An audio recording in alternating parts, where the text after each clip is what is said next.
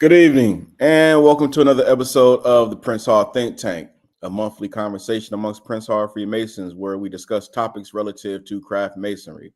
My name is Brother Antonio Caffey, and I'm a very proud past master of St. Mark's Lodge number 7, located in Columbus, Ohio, where presently Worshipful Brother Charles Anderson serves as Worshipful Master. My lodge was granted a charter in the year of 1852 by the Most Worshipful Prince Hall Grand Lodge of Ohio, where the Honorable Robert Estelle serves as Most Worshipful Grand Master. Before I let the other brothers introduce themselves, I would like to state that the views and opinions that are expressed by us this evening in no way reflect the views and opinions of the lodges and Grand Lodges in which we hold membership in. Also, if you have not already done so, please make sure that you like and subscribe to our YouTube channel so that you can stay up to date with the Think Tank. As always, if you have any questions during tonight's presentation, go ahead and use the chat option. And if we have time near the end of our program, we'll make sure we answer some of those questions. At this time, I'll let the brothers introduce themselves, including our special guest, starting out with Brother Morgan. Brother Morgan. Good evening, everyone in the Prince Hall Think Tank universe. Welcome back. I am Past Master James R. Morgan III, and I have the honor and privilege of serving as the Worshipful Grand Historian of the Most Worshipful Prince Hall Grand Lodge of the District of Columbia, where our special guest, the Honorable Glenn N. Ruffin, is currently presiding as our Most Worshipful Grand Master. I'm also a proud past master of Corinthian Lodge number 18, where Worshipful Master H. Donovan Colding is currently presiding over our lodge, having been established in the District of Columbia in the year 1916. I'm so honored and privileged to be back here with you all, and I'm looking forward to tonight's presentation. And I know it's going to be another epic episode. Tonight, our special guest is someone who you all hear me say every month, who my Grand Master is or what have you. Well, tonight he's here live and in the flesh. The Honorable Glenn N. Ruffin, Most Worshipful Grand Master of the District of Columbia. Just to give you a little background on him before he speaks for himself, Grand Master Ruffin was raised as a Master Mason at Dover Air Force Military Base, Lodge number 28, in the year 1992. He is a veteran of the United States Air Force and a retired Chief Master Sergeant. Now, I want you all to note that in order to get to that rank, only 1% of our armed services are allowed to achieve that rank by an act of Congress. Okay, so this is a very, very elite brother. Just with that alone, we can just stop the episode right there. Very, very, very elite. Past master of Nathaniel Matthews Adams Military Lodge number 29. Actually, the first one for the new millennium, serving in the year 2000 for his lodge here in D.C. He's also a past high priest of Mount Vernon chapter number 1. And I want to note that while he was past high priest, he had the foresight to put some guy named James Morgan in line so that he could become high priest later on. He is a KYCH for the Zedekiah Priory number 15, Sovereign Grand Inspector General of the United Supreme Council, 33rd degree, ancient and accepted Scottish Rite. But no biography, no introduction of Grand Master Ruffin will be complete without mentioning the fact that he is a father. He has 1 son and 4 daughters. He is a husband to his lovely wife, and his favorite title in the world is Pop, because he is also a loving grandfather as well. And he's currently in his 2nd year presiding over us here in the District of Columbia. Most Worshipful Grand Master Ruffin, welcome to the Prince Hall Think Tank. Please say hello to the Prince Hall Think Tank universe. Welcome. Absolutely. Thank you so much for having me. It is always good when we can get together as brothers and sort of talk about Prince Hall and what Prince Hall really made for us. I think sometimes we get mixed up with the understanding that Prince Hall started Freemasonry for brotherly love and truth and relief and all those great things. I think Prince Hall, in my own personal opinion, I think Prince Hall started Prince Hall Freemasonry to get Black people out of the conditions that they were in. And he saw how Freemasonry was able to do that. And leading to being, one, if not the first human rights organization that we have in the United States. So I am just excited to be a part of this interview. I'm looking forward to any questions that you may have. And I'm also looking forward to just imparting any little small bit of information that I may have gained over the years of being a Prince Hall Mason. So I'm excited to be here. Thank you, good brother. Again, it is our honor and pleasure to have you on tonight's show. So, again, most worshipful, thank you for joining us tonight. We're going to continue our series of highlighting the rich history of our various Prince Hall Grand Lodges, with the most worshipful Prince Hall Grand Lodge for the District of Columbia. This Grand Lodge is actually celebrating 200 years of existence this year, which is a great milestone. And we're thrilled to have most worshipful Grand Master with us. And at this time, I'll turn it over to James, who will be providing us some historical details about the Grand Lodge and the brothers that formed it. James.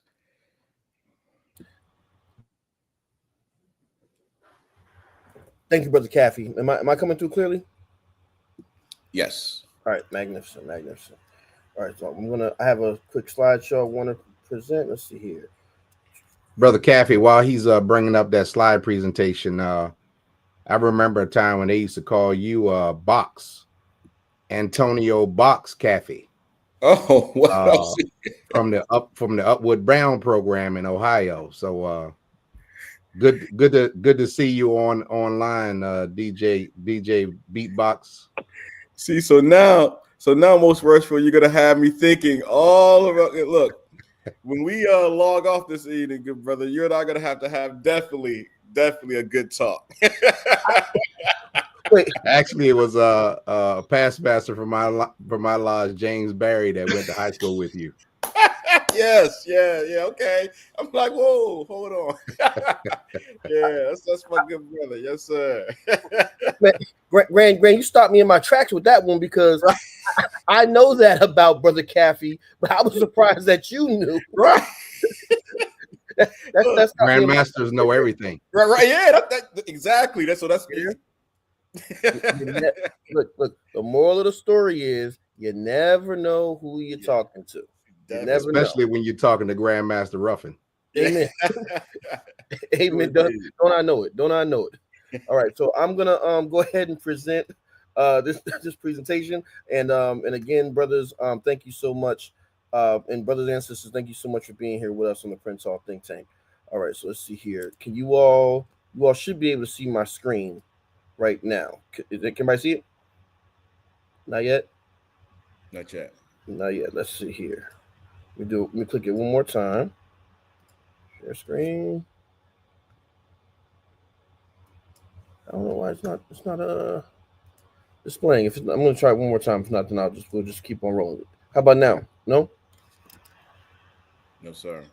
All right. Well, I apologize about that. I'm not sure why that why that's not functioning correctly. But be that as it may, the most worshipful Prince Hall Grand Lodge of DC is one of the older jurisdictions for Prince Hall Freemasonry. All right. We were established by the founding of 3 lodges that were chartered out of the state of Pennsylvania. Our first lodge, our mother lodge, social number 1, was initially chartered as social lodge number 7 out of the jurisdiction of Pennsylvania. And it was established in June 6, 1825. So social is actually coming up on their 200th anniversary. And we want to give definitely a shout out and congratulations to Social Lodge number 1 for all the hard work that the brothers there do. You have to understand the time period and the unique situation that they found themselves in, however, in order to fully appreciate the unique situation of Prince Hall Freemasonry in the District of Columbia. DC, make no mistake about it, is a southern city. It is below the Mason-Dixon line, and it is an area where the legal trade in African lives and African bodies was legal.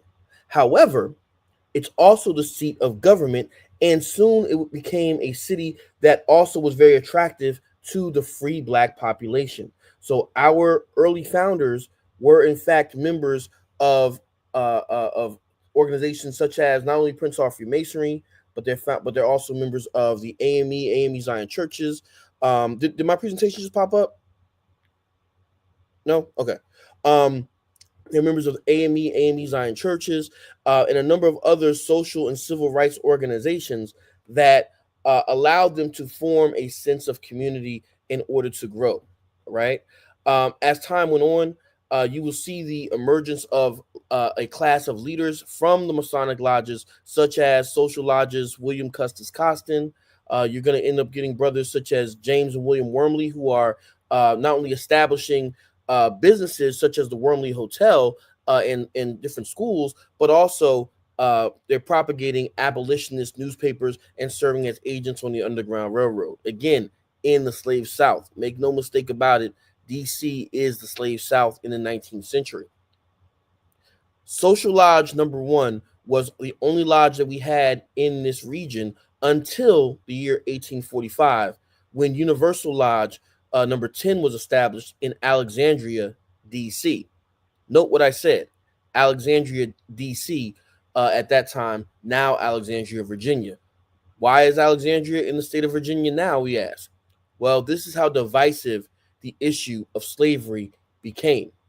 When slavery is outlawed in the District of Columbia, Alexandria, a hub for the slave trading industry at the time, decided and voted that they would secede back to the state of Virginia, where slavery was still legal.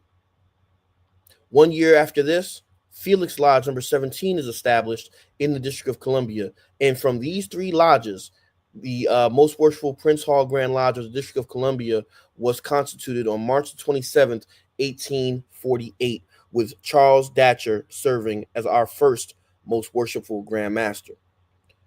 Throughout the 19th century, the Most Worshipful Prince Hall Grand Lodge of DC produced many brothers and eventually sisters as well, who would go on to lead Black life in the nation's capital, serving in positions of government, as educators, and as entrepreneurs.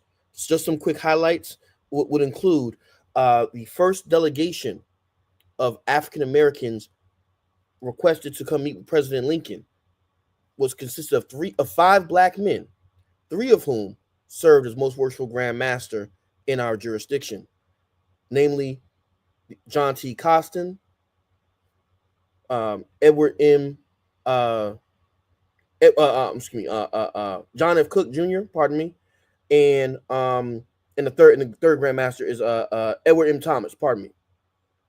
Later on, Most Worshipful Grand Master Jesse H. Mitchell would go on to found Industrial Bank, one of the oldest and wealthiest Black-owned banks in the entire country, and it still exists. Ironically, it exists. Its original location is directly across the street from the Most Worshipful Prince Hall Grand Lodge of DC. Speaking of the Grand Lodge, at the end of the 19th century, as we were coming into the 1900s, the generation of brothers and sisters that were living at that time decided that they wanted to find and establish a permanent home for themselves, because during our existence, for much of the early years, the Grand Lodge had no permanent home and in fact rented space from individual lodges. Then in the 1890s, we were able to acquire a property at 5th and Virginia Avenue Southeast, but due to eminent domain, we were displaced. An entire generation of our membership came together and purchased a plot at the corner of 10th and U Street Northwest. And in the 1920s, they began to build. And so today, the Most Worshipful Prince Hall Grand Lodge of DC is housed in our historic Prince Hall Masonic Temple at 1000 U Street Northwest, where, again, our special guest, the Honorable Glenn N. Ruffin, is presiding as Most Worshipful Grand Master. I hope that this brief synopsis of our history has been enlightening to you all and who are not members of DC. But please note that as our Grand Master comes to speak, some other highlights of our jurisdiction include the establishment of the Order of the Eastern Star, the establishment of Jonathan Davis Consistory number 1, the oldest ancient and accepted Scottish Rite consistory in the Southern jurisdiction. Okay, several Royal Arch chapters and Grand chapters trace their lineage back to the District of Columbia, as well as female appendant and concordant bodies. So our place, I think, has been cemented in the history of the District of Columbia. But as our Grand Master always likes to remind us, as recently as last week at our cabinet meeting, he likes to know about history, but he wants to talk about legacy and what legacy we're leaving for the future. So with that being said, I'm going to end my comments here. And with all that history, it found its weight on the head and on the shoulders of Grand Master Ruffin. And so Grandmaster Ruffin, we know heavy is the head that wears the crown, but how do you step into this history, and then how are you going to help us to understand how we leave a legacy? Grandmaster Ruffin, please. Thank you. Yeah, so for me, I've spent quite a bit of time, as you mentioned, in the military, and in the military, there's a lot of learning.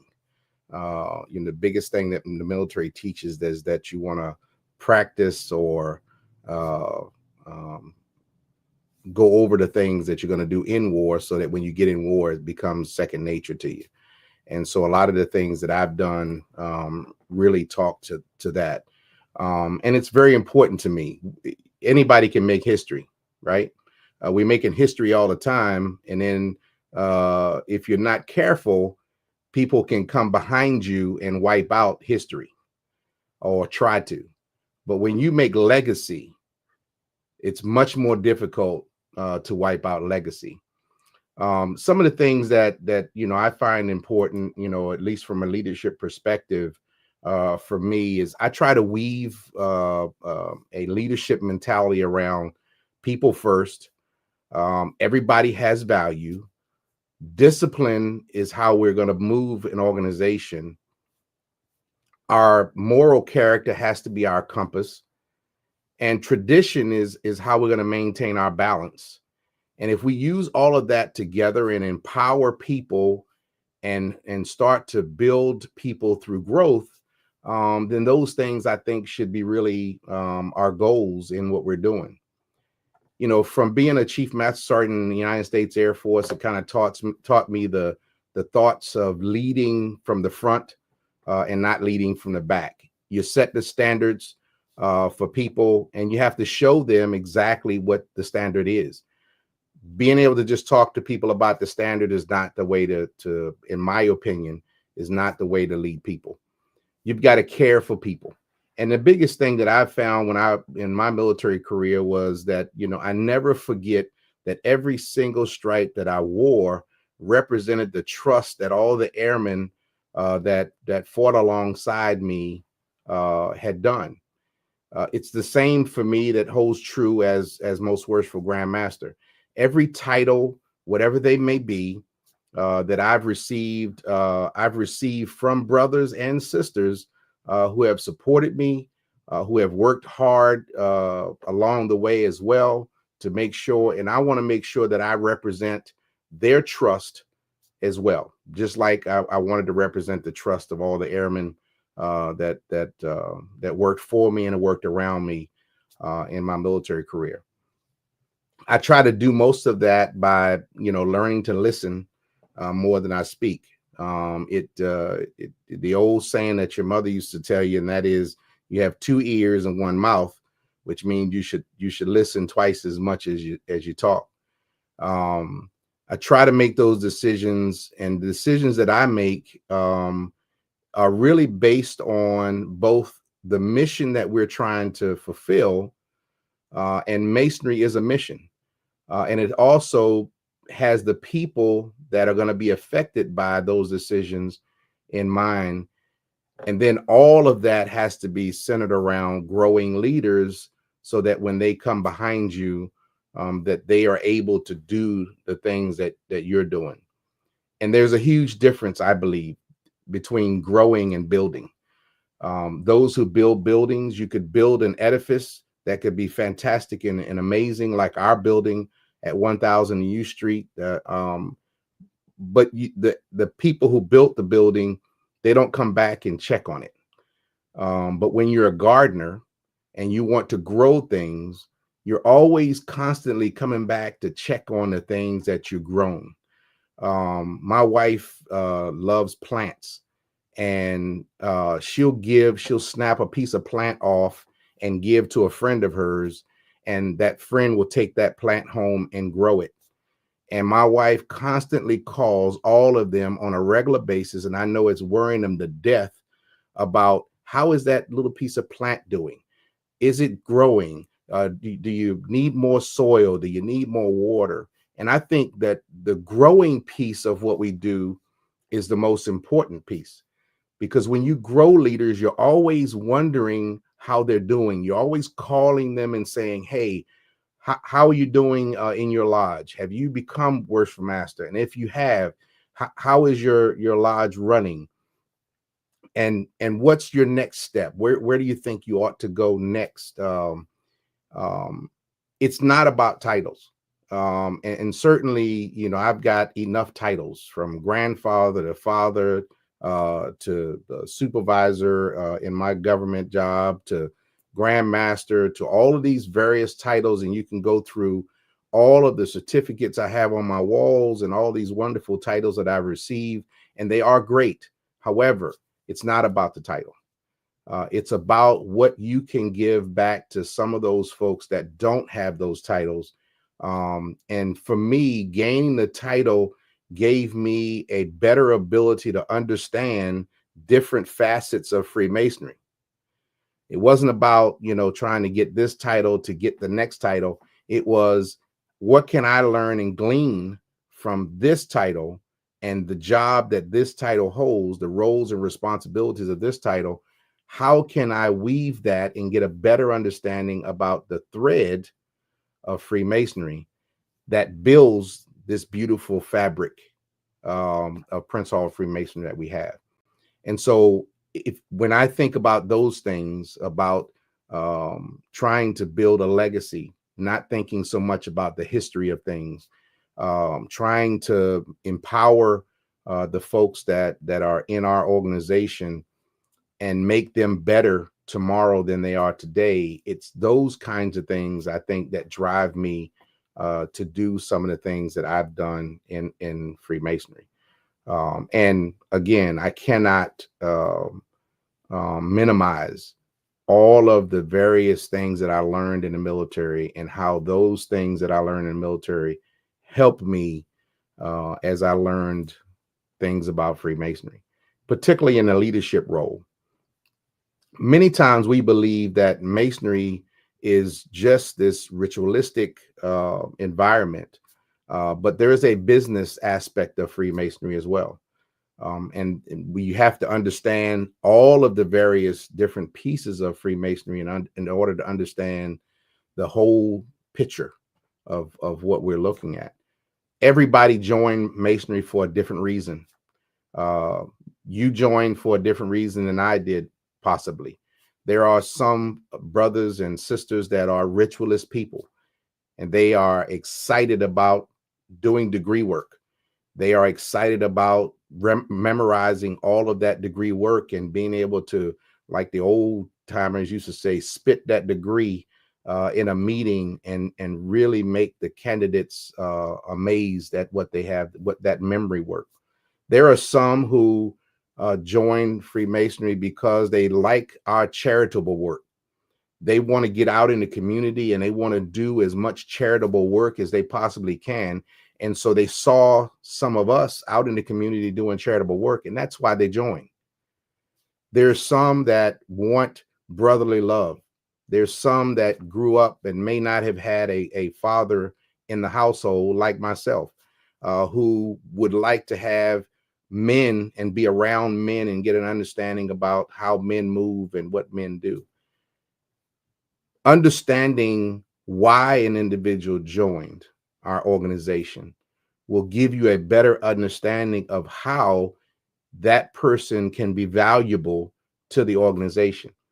Everybody is not going to memorize degree work. It's just a fact. Everybody, it's not important for them to be out and doing charitable work. There are some people that want to learn leadership from our organization and from the members of our organization by getting into leadership roles. Understanding what those individuals want to get out of the organization, I think, has been a very big help for me to better understand how you can incorporate them and use their value to make our organization better. And so that's sort of my perspective about Freemasonry. The other thing that I think is very important, and you and I talked a little bit about this earlier, James, and that is this idea of divine protection, right? If we believed that we could never fail, that you had this divine protection, that no matter what you did throughout your life, it would always turn out to be successful. You would never, ever fail. Imagine what you could do when you know that you can't fail. Imagine how far you would go. Imagine how many additional things you would do in your life. And so I espouse to that idea of divine protection, as well as the idea of Amat Victoria Qumran, which really says that victory shines on those who are prepared. And so when you're prepared for what you have to do, it makes it much easier for you to be able to pivot when things don't go your way. That flexibility that most people talk about is not being flexible. It's being prepared first and then adding in a layer of flexibility. When you're not prepared to begin with, you're not going to be flexible. And so I think that, that really builds a mindset that if you can be prepared to start with, have your plan in place, and then when things don't go the way you think they ought to, then you have a better ability to pivot to something else that can be very helpful to you. And then the last thing I'll say is this idea of our elected officials. Our elected officials, while Masonry is not a political religious organization, our elected officials need to understand how important the organization is to us. And then they will in turn begin to help in some of those business areas that we have to do. We have got to, if you don't make money in an organization, you don't have money to give to the homeless. And so unfortunately, we have to go out and we have to earn money in our organization in order to help others. And helping others has to be our number one goal. Trying to get people out of the conditions that they are in, as Prince Hall tried to get Black people out of the conditions that they were in this country. That to me is the goal that I have.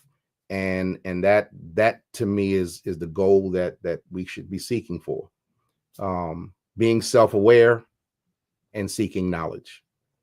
So that's kind of my thought process. And again, I'm glad you guys started out with a disclaimer, because everything that I say may not bode well with everybody, but certainly it is my opinion. And, being an old guy, I've earned my opinion to have. Most people, there's a lot of people that don't like it. They don't appreciate some of the things that I say and do. But old military guys like me, we don't think about those that don't like you. You try to help those who do. Most worshipful, you know what? It's interesting you say that too, because as I was saying that disclaimer, I was thinking at the same time, I was saying, well, no, technically, the Most Worshipful Grand Master does speak for the jurisdiction. So, thank you for pointing that out, and thank you for those wise words. It's interesting, like, and I love when our shows do this, like as I stated in the introduction, we've done shows like this before where we've highlighted the histories of our respective Grand Lodges. But I think you hit on several key leadership development things as well. And when we can cover multiple things within a show, I think we're always grateful for that. So thank you. But speaking of that, so how would you describe like just your overall vision for your tenure for DC? Like what would you like coming into office? What would what did you plan on achieving during your tenure as Grand Master? Yeah, so my overall intention was to bring our organization, our Grand Lodge, and our jurisdiction back together as one family. And it starts by, what my motto is, and that is one Prince Hall Masonic family here in Washington, D.C. We're not a social club. Social clubs, when you come into a social club, You're expecting everything to already be there. You socialize with folks, and then you go home, and you may not never ever see those folks again.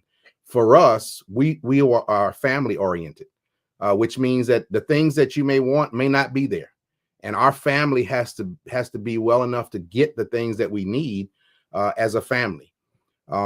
It's great for us to have an overall idea of a Prince Hall Masonic family, but that really, for me, charity begins at home. And certainly I want to make sure that the folks in our home are family oriented. We've got to love one another. And, just like my brother and I, we have drop down fights about different things. And we're going to have those disagreements, but we don't have to be disagreeable.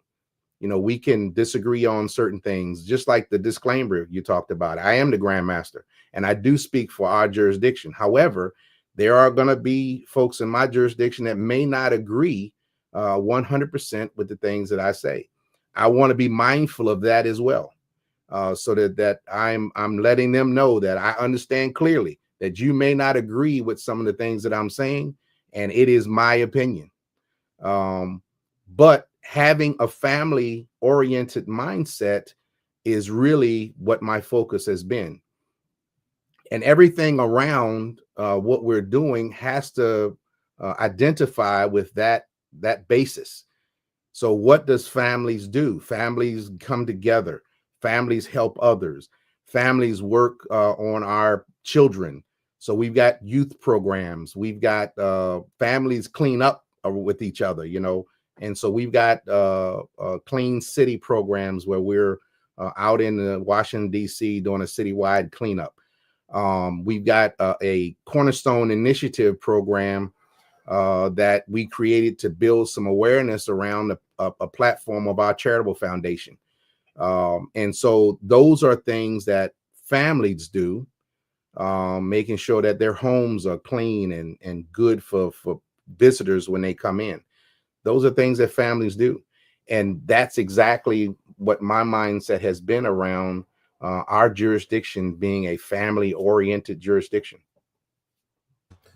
Most worshipful. So you and I have been good friends for as long as I've been in Masonry. This is 15 years at this point. And one of the things that I note about your Masonic career, which I think has made you really unique as compared to, I would say, probably almost all of your 80 some odd predecessors, is you have a very well-traveled Masonic resume in terms of having been a member of several different jurisdictions. As I mentioned in your introduction, you were raised in the jurisdiction of Delaware. But if I'm not mistaken, you've been a member of, if I'm not mistaken, Oklahoma and I think Illinois as well. Illinois. Okay. Delaware, Illinois, and Washington, D.C. Oh, okay. My apologies. So, but with that being said, so how has that experience of being a member of various different jurisdictions, as well as your personal Masonic travels, how has that impacted your leadership style and your perspective on what it means to be a DC Masonic family and a Prince Hall Masonic family? Yeah, so it's done an incredible job of shaping who I am as a leader. In the other jurisdictions, I've had a number of brothers in those jurisdictions that you get to look at and see how they do business. In the state jurisdictions, they have district deputy grand masters, district deputy grand lecturers. In Washington, D.C., as you know, we don't have those positions. And so in many cases, in the states, the district deputy grand masters and grand lecturers kind of run their own districts, and the grand master doesn't have to get so involved in those various areas. In Washington, D.C., the grand master gets involved in every aspect of our Grand Lodge and our jurisdiction. And presence is important for Washington, D.C., as opposed to other jurisdictions. I remember when I was in Illinois, even when I was in Delaware, you never got to see the Grand Master. If you saw the Grand Master, it was like crazy amazing that you got to see a Grand Master. In Washington, D.C., I've made myself more available to our membership so that they can see me and talk to me and give me feedback, immediate feedback on either what something I'm doing that's well, or something that I'm doing that's not so well, and that has an adverse impact on them. And in the States, it may not necessarily be that way, because you have to go through a district deputy grand master, and then, it may get to the grand master at some point. Some of the things, I think that you can get positive and negative lessons from every single lodge and every jurisdiction that you're a part of. There are always going to be things that you will find in some jurisdictions and say, man, that is great. I want to, try to see maybe we can do that and do a better job there. And then there's other things that you'll say, I am not going to do that. That's for certain. And so getting those lessons and understanding whether, there are negative or positive lessons that you're learning from every single lesson that you hear and see. So the other thing I would add to that is not necessarily just being a member of other jurisdictions, but getting out and traveling to other jurisdictions. You may not necessarily see all of the inner workings of those jurisdictions, but you can certainly see some of the things that the jurisdictions do that are very good ideas for you.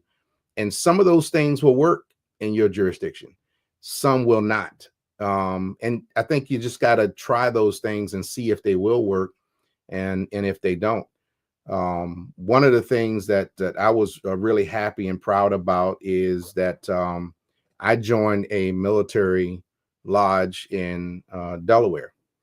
And I was able to, while PG Porter 142 in Illinois was not a military named lodge, it was a military lodge because it was on a military base. We met at the Boy Scout hut on Scott Air Force Base. Myself and a good brother of mine, Past Master Marcus James, and I. And so coming to Washington, D.C., and being a part of a military lodge here in Washington, D.C., I thought was a great thing for me. And so those jurisdictions that have military lodges, I think that, those are very good opportunities for military people to sort of get connected with people that are similar and like you. But learning from all those various jurisdictions, I think is critical because you definitely want to learn from others in order to be successful in what you're doing. Most worshipful, how does, and we've had this discussion before on previous shows, and I'm always interested to hear people's viewpoints on this, but how does the Grand Lodge balance the traditions of Masonry with the evolving needs and interest of today's, potential member? Yeah, so that's a balancing act that is incredible. Certainly we've got about 5 different jurisdictions, 5 different generations of men in Masonry today. And that's going to give you a huge span between what is traditional for you as opposed to what is traditional for a young man that's 25 years old, right? And so that idea of tradition changes depending on who you're talking to. But for me, we've got to balance tradition and customs with technology. And that's a tightrope walk that we've got to do. I think that technology has a great place in what we do, but I think we have to do it smartly. We can't give up all of the traditions and customs of Freemasonry and just immediately turn everything into this technological world. We can incorporate some of that technology into what we're doing. And in my opinion, incorporating the technology into things that make us more efficient, like our minutes, our how we take minutes in lodge meetings, how we do some of our administrative work, how we communicate with one another can be greatly improved through technology. But we've got to maintain, I think, some of those traditions and customs because that's the foundation of our organization. We've got, I've heard secretaries in the past and large secretaries, and they say, hey, we're not sending mail to members anymore. We're doing it by email. And you just lost a significant part of a generation because we all communicate differently. And so our organization has to be about inclusiveness. And it has to be inclusiveness with all of our members, not just our younger members. We have every single day in Freemasonry, we have very smart, educated members that pass away, and all of the knowledge that they have pass away with them. We are burying on a regular basis years and centuries of Masonic knowledge, burying it with members because we have not been able to get our younger members to get incorporated with our older members and understand and know some of those traditions and customs. And I think that's a travesty. I think that we have got to, we started this organization from a word of mouth to ear mentality, where most of the stuff that they were talking about weren't written down. And so you'll have some that will disagree with me and say, well, we have writings now, so we can write stuff down. We don't have to do word to ear and that kind of thing anymore. But that to me is the foundation of some of our organization. We believe in being able to understand what you're saying, whether it's dark outside or whether there's a lot of light outside. And to lose that tradition, I think, would be a travesty for us. I think that, and I've done several times a generational bridging the gap. I started out calling it a generational differences. That title doesn't, set well. It's a bridging the gap sort of mentality. And so in that, I have seen over and over again, when you start to talk about how different generations gain information and like to be communicated with, you start to see the eyes in the room brighten up because they just don't think that way. They're not around people of those ages all the time. When I talk to young folks and say that, older people or our mature members in our organization, when we have a mature member, a past master in the lodge, and he doesn't want the lodge to give money to all these various things, and he's holding on to the books, most of the folks say, oh, he just tightwad and he don't want to give any money out. It's not the case. That brother grew up in the Depression, and the Depression shaped his mindset to where his belief is, we don't want to spend a whole lot of money because we never know when the government is going to fire a whole lot of people and now ain't nobody got no money. So our mindset as young folk, they believe that he just doesn't want to spend money, and that's not the case at all. It's because of how he was formed and shaped based on the things that were going on in the world around him. Similarly, with young people today, I have to remind some of the mature members like me that when we went to high school, we did not have to worry about an active shooter coming through the front door and killing half of the people in the room. We didn't go through these drills, these active shooter drills that would scare the kids half to death. And so being able to bring some of those traditions together and some of those customs together and meld it around some technology, I think is going to be the best world for all of us. If we could take, I'm old. I don't have any good ideas. My good ideas are gone. I don't have any energy left. I had James and I talked about my schedule on yesterday with the multitude of events that I had to attend. I have to come home and sleep for 72 hours just to get enough energy to go to work on Monday morning. So I don't have any energy and I don't have any good ideas. But what I do have is I got a lot of contacts. I know a lot of people and I've got a lot of information. And if we could take that with some of our younger folks who have energy and great ideas and mix some of our older and mature members that have contacts and a whole lot of information, if we could put those two things together, imagine where we could go in this organization by bringing those customs and traditions together with the technology that's available to us today. I'm excited about it. And it's really the direction that I have started to move our jurisdiction into. And I hope that that we are successful with it because there's nothing better. I know you're from Ohio, Worshipful Coffee, but I'm gonna tell you, there's absolutely nothing better than being a Mason from our nation's capital here in Washington, D.C. Hey, most worshipful, I'll tell you, look, the first introduction that I got to or with the Brothers of DC was my very first Grand Lodge, way back in, 94.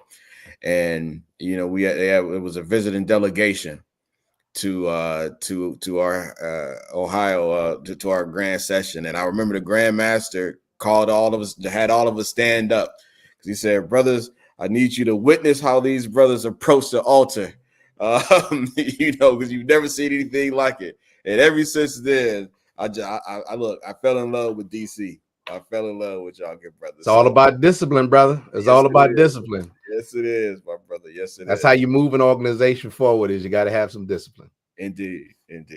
Yes, sir. Yeah. Absolutely. So Grant, I got two more questions for you. Sure.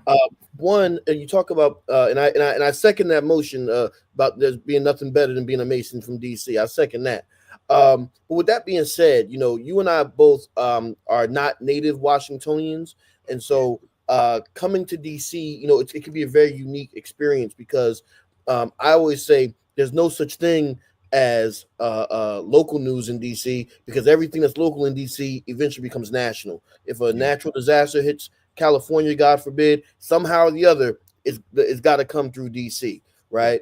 So what unique challenges has that brought you as a Grand Master, not only with regards to our jurisdiction, but with regards to not only relationships with other jurisdictions, but also in terms of our elected officials and whatnot, and being in such close proximity to the White House, the United States Congress, Supreme Court? What unique challenges has that brought you in your time as Most Worshipful Grand Master? Yeah, so being a part of Washington, D.C., obviously everything is political. I'll give you something real simple, then, we can talk about other things that may be a little more complex. But something that's really simple. Our building is in Northwest Washington, D.C. And it's probably a 15-minute drive that on a regular basis turns into an hour and a half because everything around Washington, D.C. is politicized in such a way that everybody that wants to march, they march in Washington, D.C. Everybody that wants the government to see them and be visible to the federal government, they come to Washington, D.C. Whenever there are visitors that want to see the various buildings and touristy things, they come to Washington, D.C. So something very simple as being able to get members into the city to lodge meetings and then get those members back out of the city home in somewhat of an expeditious manner will never happen because of being a part of this city. The other part is that, we are in the middle of all political issues that happen in Washington, D.C. And so there's always cameras around looking at you. And so our members, whenever they have on Masonic regalia or Masonic emblems and that kind of thing, particularly when they're walking around with things that have Prince Hall on them. I am very, very strict about how we go about the city wearing Masonic paraphernalia, because every single person that comes from all the countries in the world around to Washington, D.C., they all have cameras. They all have video cameras, and they're all watching and looking for people to do something wrong.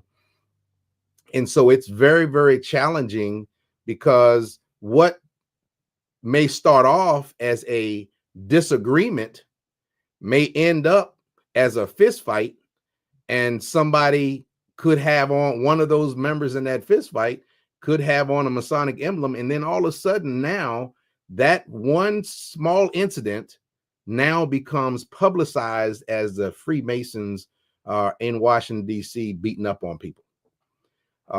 And so those are some of the things that, you know, I think being a part of this city can be difficult. And we have got to be good stewards, not just of Freemasonry. We've got to be good stewards of Prince Hall Freemasonry.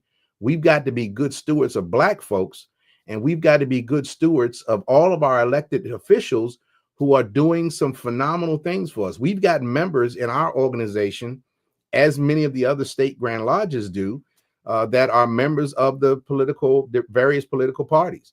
You know, they are senators and congressmen. We have members that are council members here in Washington, D.C., and we have members that are governors and mayors and things across our nation. And we don't want to represent them in a negative way, because the first thing that will happen is they'll look and see, here's a senator or a congressman that is a Freemason, and they're going to use our negligence to make them look bad on the Hill. And we cannot allow that to happen. We've got to be the best that we can be to make sure that our elected officials have the ability to take care of us. Thank you, Most Worshipful. And then one last question before we jump into the audience questions. And by the way, we want to thank our Prince Hall Think Tank Universe for being here. We're at 125 live viewers, Most Worshipful. So everyone is loving your comments, and we'll get to those momentarily. My last question, you talked about having good ideas and developing them and connecting the young brother or sister who has good ideas with the older membership who has the access to information, to capital, etc. One of the things that I've had the pleasure of personally observing in your administration is actually something that I honestly did not know that I would ever see, at least not this soon in our jurisdiction, which was the establishment of a new lodge, Antonio Maceo Lodge number 30. In our jurisdiction, we've only had now 30 lodges, 30 symbolic lodges, and you have been a part of Nathaniel Adams Military number 29 when it was established back in, I believe it was 1995, and now chartering Antonio Maceo, which is our first Spanish-speaking lodge in the District of Columbia. Can you talk about that experience of establishing a new lodge, particularly as Most Worshipful Grand Master, and the unique situation that you found yourself in, establishing a Spanish-speaking lodge of Prince Hall Masons in D.C., and how did that come about? Yeah, so you know, I have a belief that we have got to reach across the aisle to all colored people, Black and brown, and come together. There's a lot of people that don't necessarily feel the same way, and you know, some people say, well, he's light complexion, he might be Spanish. I'm not. My mother's Black, I'm Black. And so I didn't start a Spanish-speaking lodge because I'm Spanish in any way. What I decided that we really needed was the dynamic of our country is changing. And certainly the dynamic of this city is changing. And us being able to, we can't survive by ourselves. We won't. And you know, it really became an important piece for me to look about us and decide, you know, what is it going to take to help our survival, and that is for me in Washington, D.C. May not be the same in the various states, obviously, but in Washington, D.C., our demographics have changed dramatically in Washington, D.C. And so I thought that reaching across the aisle to our brown brothers who have the same plight as we do, and to bring them into the fold. And so the other thing was, and very clearly when I had the special session that, there were a number of folks that had some concerns about, where we would be in the future. And for me, I have to weigh the differences in all of the negative things that could happen versus the positive that we can get out of this, and it's a help to them. Antonio Maceo himself was a Afro-Cuban who did pretty much the exact same thing for Cuba that Black people had to get done in our country. I mean, he fought for the Cubans, and he was a military guy. It has to be some connection that connect us.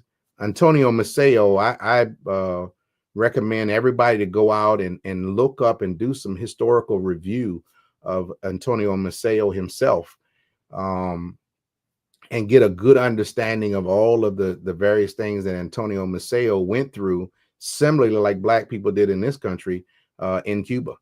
And he fought just like we did in this country. So sometimes it's not as popular to do some of the things that we do. But again, I see Prince Hall as wanting to help get Black people out of the conditions that they were in.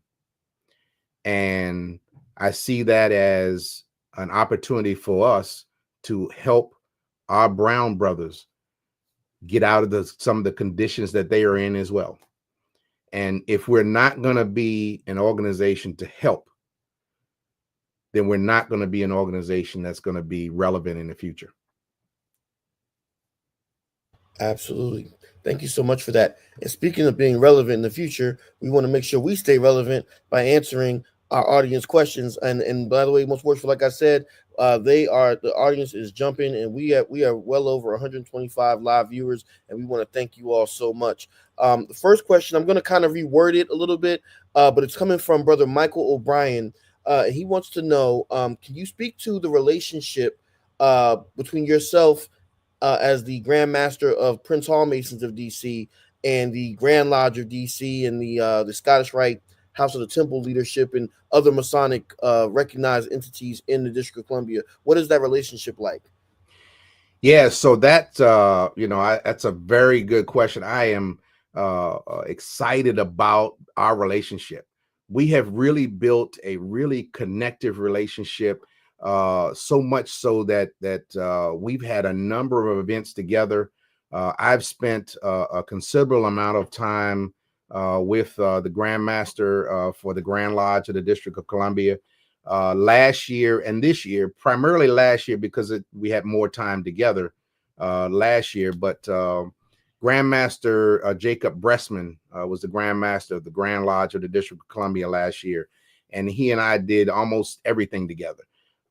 We worked close together in our relationship with just about every facet. We did the Brotherhood event, the Universal Brotherhood event, where they came over and looked at us do a degree. We watched them do an opening and closing. I have personally been to as many lodges from the Grand Lodge of the District of Columbia that have invited me. I was just recently at a lodge where I did the generational differences. I've done a talk with them. We went, which was to me one of the most amazing things that we could do. We did a with the Scottish Rite. We did a during the Universal Brotherhood.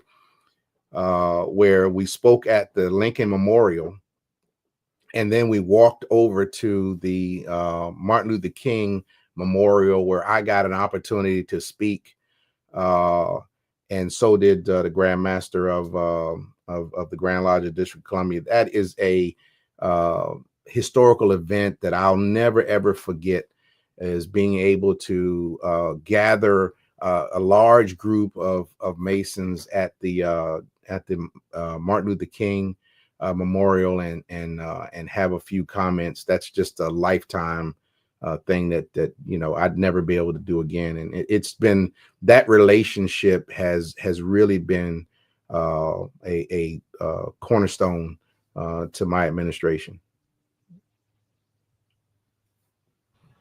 Absolutely. Thank you so much for that, most worshipful. Another question that's come in is one of the sisters has asked, can you speak on the presence of the Order of the Eastern Star and the female organizations in DC, and what charitable works are the is the Grand Chapter involved in? Man, can I? Let me tell you one thing. The Georgiana Thomas Grand Chapter and the sisters here in Washington, D.C. are phenomenal. Let me tell you, I have never in my life seen a group of folks that are energetic and moving. I've been really catching it just to keep up with them. Let me tell you, the sisters that we have really made my time as Grand Master much easier than it would. There's times where I have felt like I couldn't even go to the next event, and it is those sisters that will give you a smile and a little pat on the back, and they say, well, Grand, I know it's a rough day, but you can do it. Get on back out there. And it's the same thing that all of our sisters have been doing for Black men for many, many years. When you went outside and you couldn't even be a man out on the street, and you came home and they would pet you up and make you feel like you was worth something and send you right back out there the next day. And that's exactly what our sisters in Washington, D.C. do for our brothers. It is just absolutely amazing. The kinds of events that they put on. They've been doing the Howard University Cancer, the Margaret Anderson Howard University Cancer Center, and they've given hundreds of thousands of dollars to that event. I have seen these sisters with a lint ball in their pocket come up with several $100,000 in a matter of minutes. And let me tell you what, if you ain't got them on your team, you are in deep kimchi. That's for certain. Those sisters will find a way to muster some money, and they will come out. I've got, and I try not to call names of any of the folks, because you're always going to miss somebody that's doing incredible work for you. But I will say that our sisters in our jurisdiction are the absolute foundation for us. When brothers will show up to an event and you got a wooden table and nothing on it, and they would expect that people are going to enjoy that event, and sisters will move them brothers out of the way, and they'll come in, man, and this thing that looked like an old wooden box turns into a big golden nugget. And so you just can't beat what our sisters are doing for us. And the Angela B. Tyson is the Grand Worthy Matron here in the District of Columbia for the Georgiana Thomas Grand Chapter. I do everything in my power to hype her up. I hype my bestie up whenever she's in the room, to make sure that everybody recognizes the hard work. And not just her, but all of the various leaders in our organizations, from our most excellent Grand High Priest, all the way to the Deputy of the Orients. These are folks that are leading other houses in Masonry. And all of these things are a foundation to hold up the jurisdiction.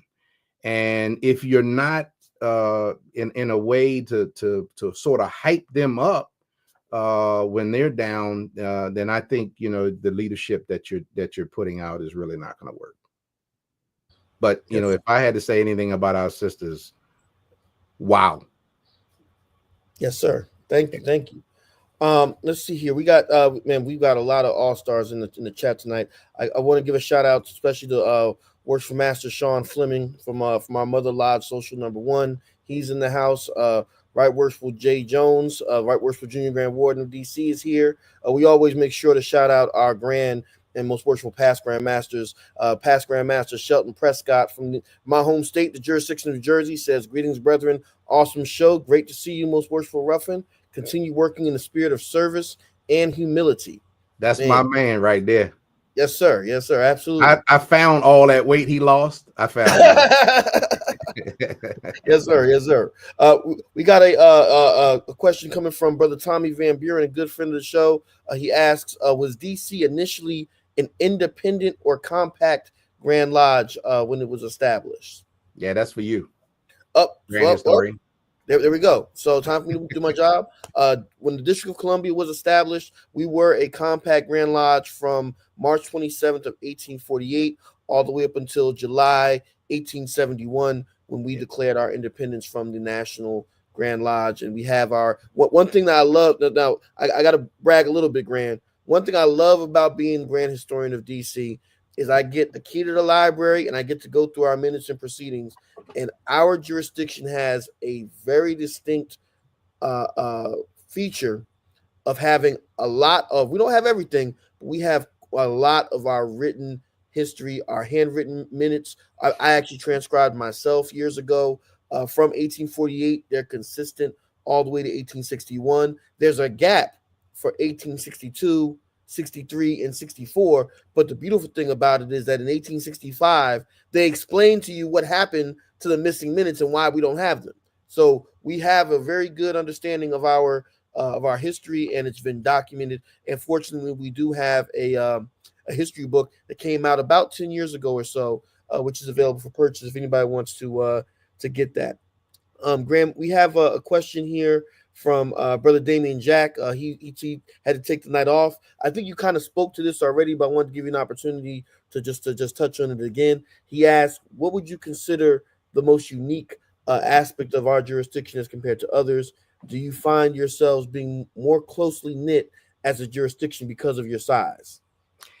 Yeah, so I mean, that's a tough question to answer, right? Because we don't necessarily compare ourselves to other jurisdictions to get that. But I think that we are size right for being a closer knit jurisdiction for sure.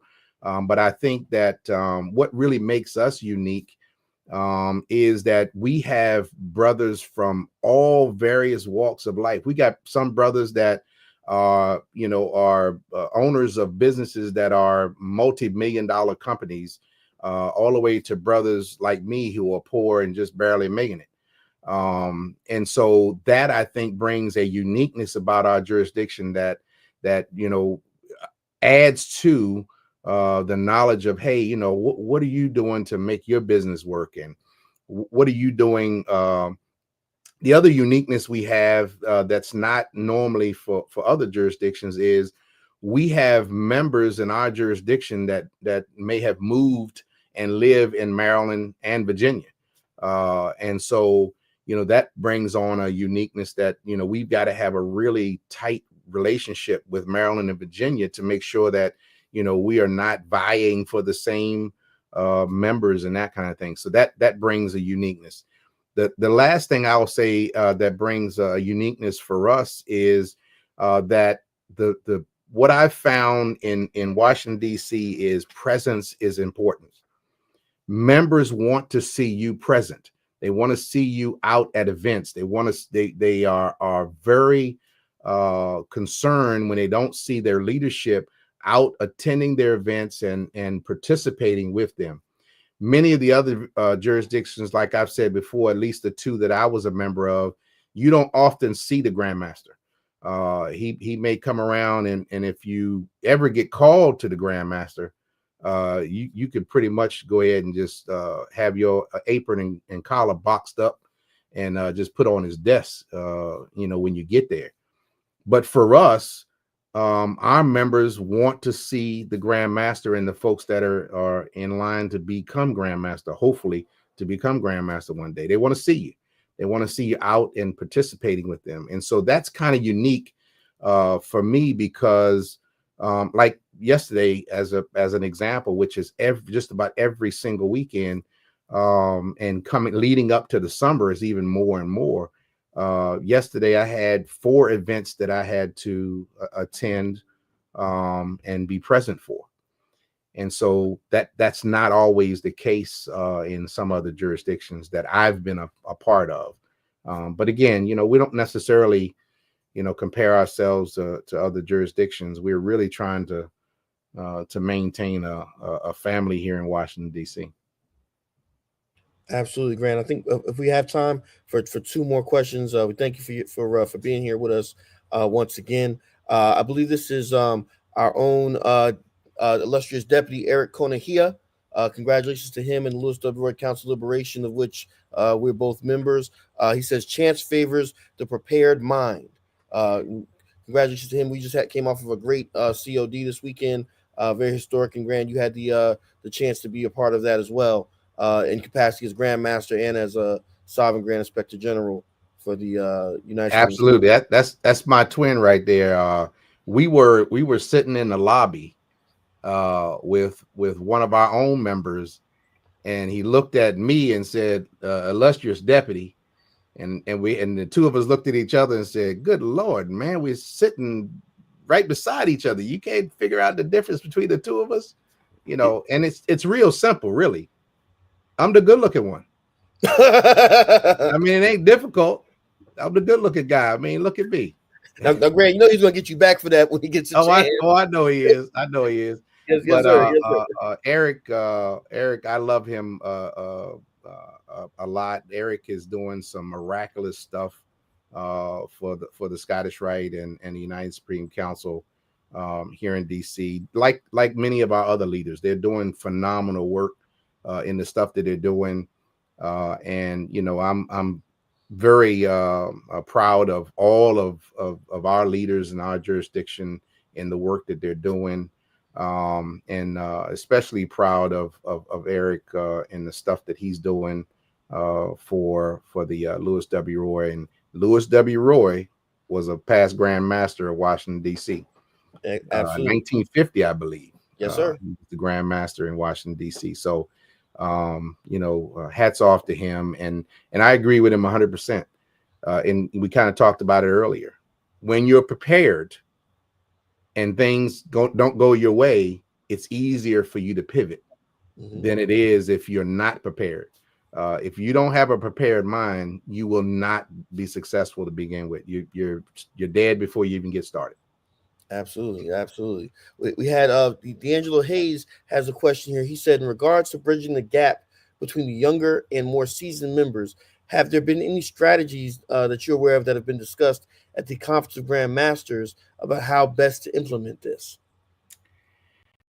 So I'm not aware of any discussions at the Conference of Grand Masters level that really talks to this idea of bridging the gap.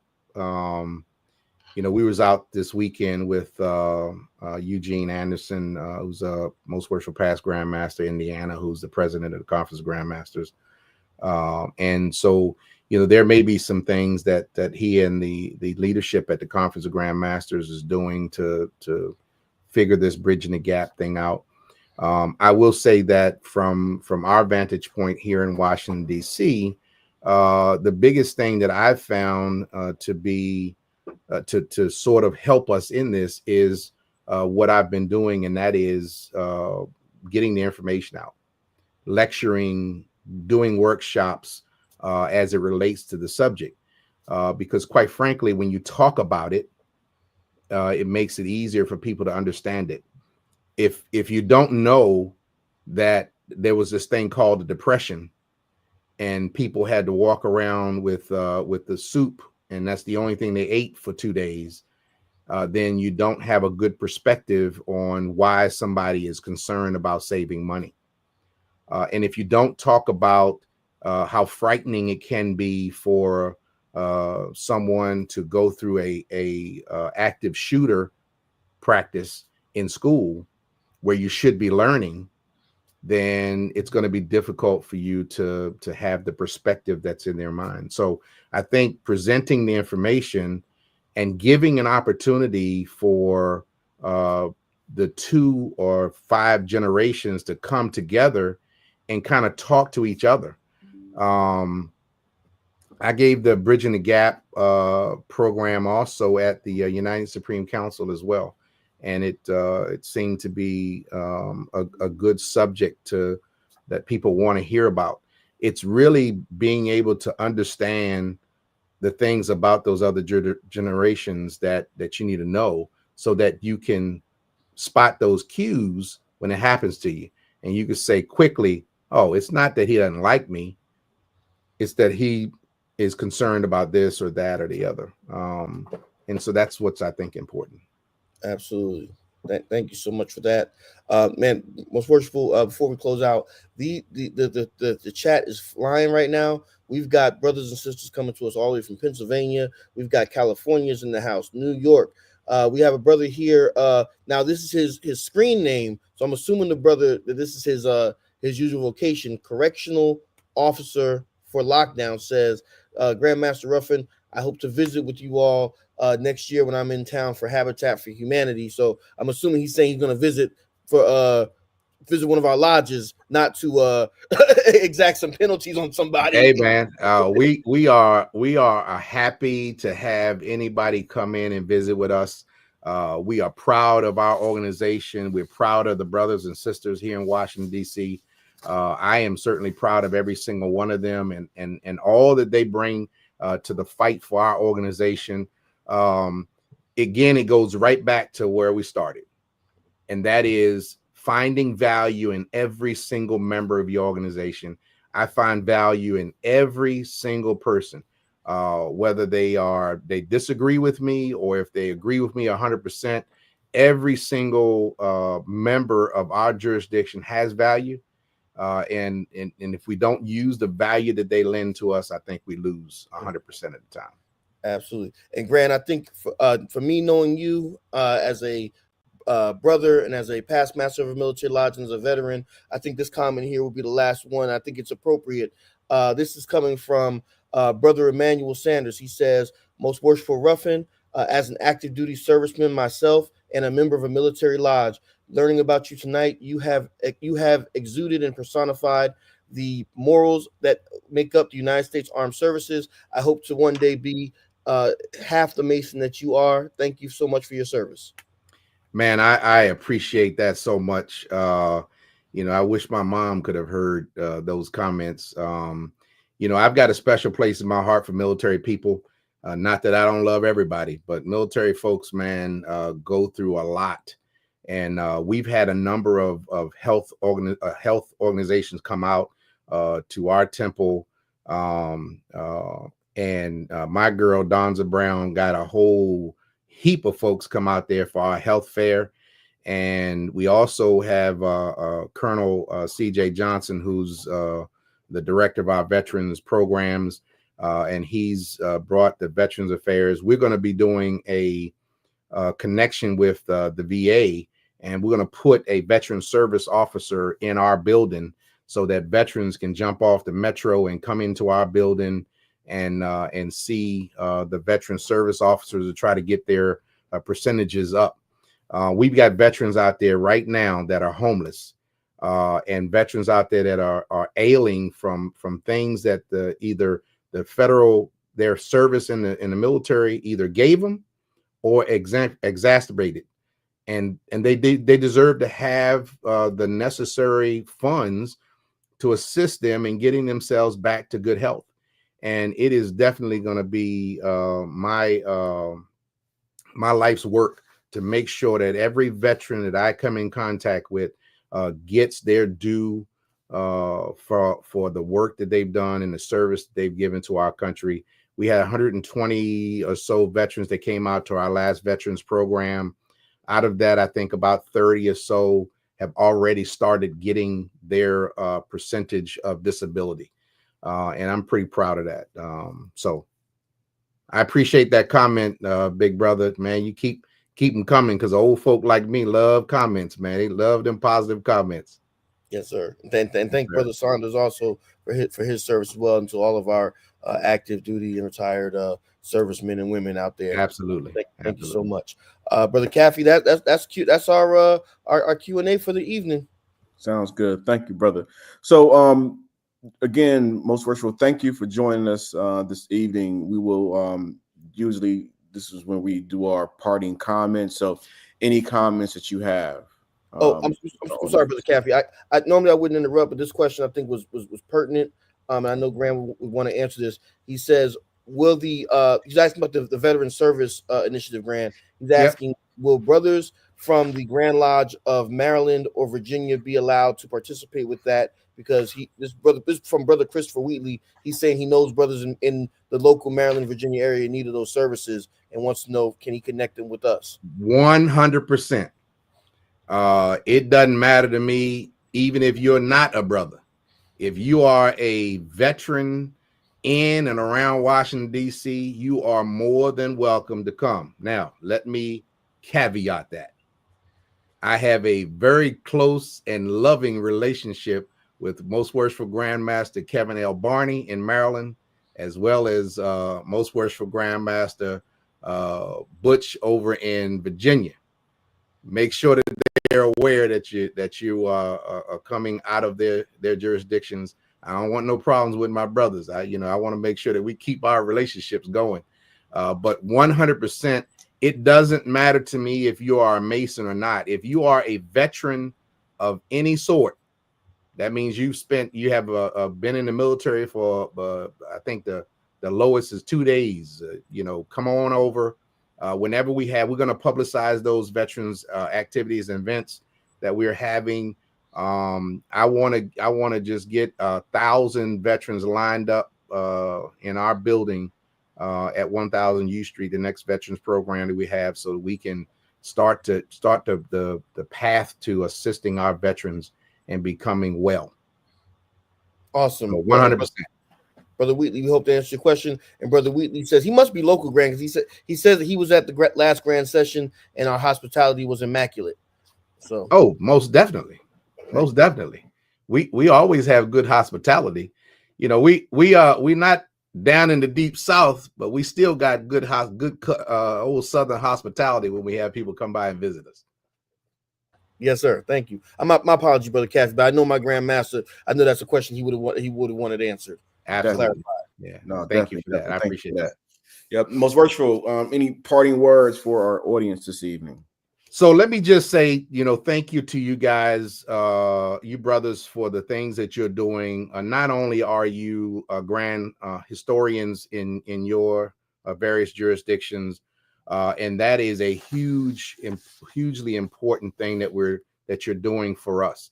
One of the things that I've found in Prince Hall Freemasonry, in the places that I have been, is that we don't do a great job of documenting properly our history.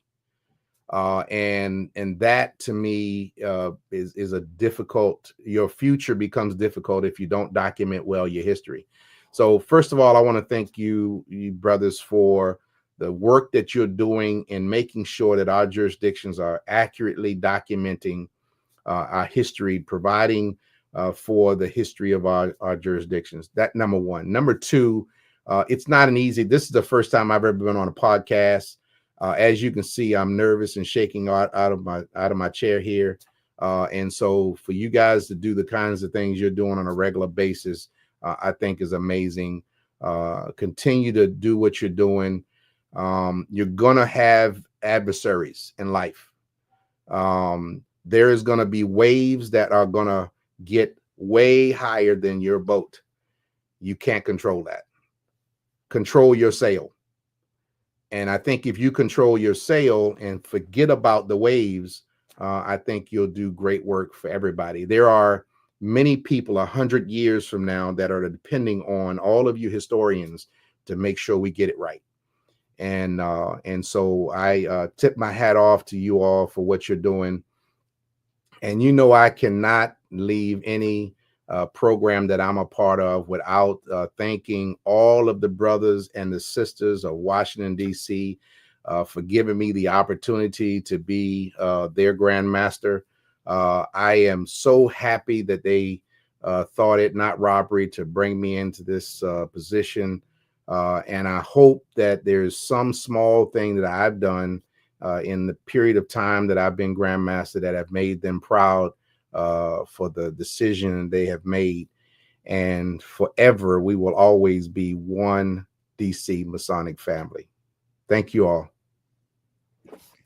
Thank you, Most Worshipful. Brother Morgan. So my apologies. This is probably the one and only time I will speak after my Grand Master.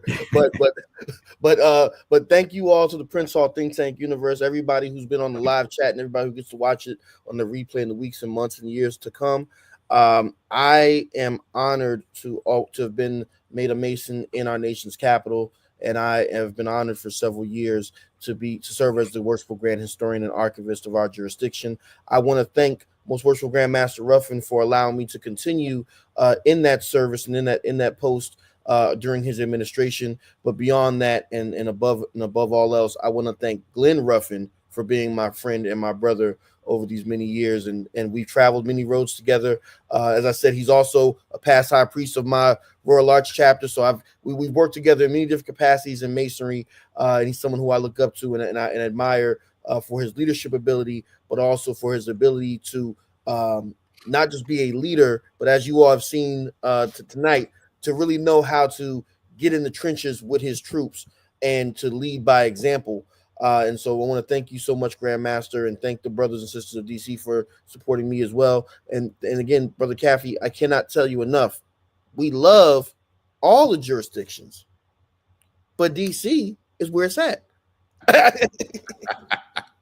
True indeed. I'm down there more now from time to time. My daughter go to school down there, so I hope one day soon to visit you all, good brothers, down there. Well, we're gonna have to have a conversation, Grant, because his daughter's getting ready to come out of Howard soon, and I think we can find a chapter for 1000U. We can find a chapter for. Hey, absolutely. Now you can't get out of here without doing a beatbox for us. Come on, box. Hey, you know what? I'm gonna get Brother Barry on that. I saw him in the chat. I think he was in the chat tonight, so I know he's watching. So shout out. Oh, I know he's watching. There ain't no doubt about it. Barry was senior warden when I was worship master, and I love him to death, man. He is a special guy. Yeah, well, hey, Most Worshipful, you brought back some good memories. So thank you for that. Again, thank you. Thank you, Most Worshipful, for being with us. Thank you to our viewers, our great audience. As always, again, we celebrate the fact that we actually conduct two shows at one time, our live show and the show that you all produce in the chat, conversating with each other about the topic that we discuss during our show. So thank you for that. Also, a special shout out to my Most Worshipful Grand Master, Honorable Robert Estelle. He was actually watching watching tonight. He shot me a text. So again, I'm always appreciative of his support as well. So as we wrap up tonight's show, I want to, say how important it is, and Most Worshipful hit on this earlier, how important it is to bring the rich history of our Grand Lodges to light. Highlighting and preserving these stories has always been a priority for us here at the Think Tank.